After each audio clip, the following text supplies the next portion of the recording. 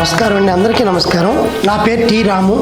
గత 30 సంవత్సరాలుగా నాటక రంగంలో తిప్పడగా, సుబ్బిశెట్టిగా, ఆంజనేయుడిగా, కేశవుడిగా, క్రిస్టియన్ నాటకంలో కుష్టివ్యాధివాడిగా అనేక పాత్రలు వేసి చాలా నాటకాల్లో నేను నటించాను.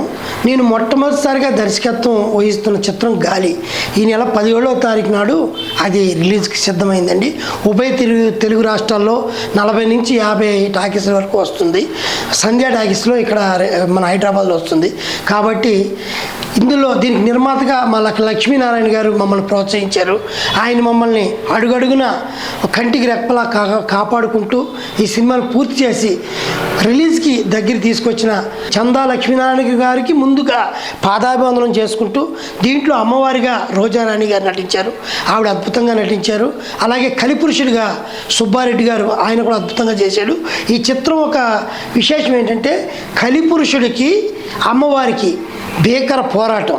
కలిపురుషుడికి విష్ణుమూర్తి 5000 సంవత్సరాలు పరిపాలించమని ఒక శక్తిని ఇస్తే, ఆ శక్తిని అతను ఎలా దుర్వినియోగం చేశాడు, అమ్మవారు తన భక్తులను ఎలా కాపాడారు.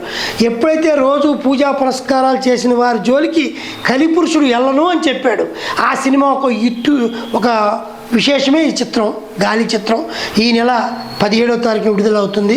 కాబట్టి ప్రేక్షకులు నాటక రంగంలో నన్ను ఆదరించినట్టే మొట్టమొదటిసారిగా సినీ రంగంలో అడుగుపెట్టి దర్శకత్వం వహిస్తున్న నన్ను దీవించి మరిన్ని చిత్రాలు తీసే విధంగా మమ్మల్ని నడిపించవలసిందిగా ప్రేక్షకులకు పేరు పేరున పాదాభివందనం చేసుకుంటూ సెలవు తీసుకుంటున్నాను.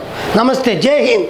అమ్మా అమ్మా కాళికాంబ, అమ్మా అమ్మా కాళికాంబ, అమ్మా అమ్మా కాళికాంబ.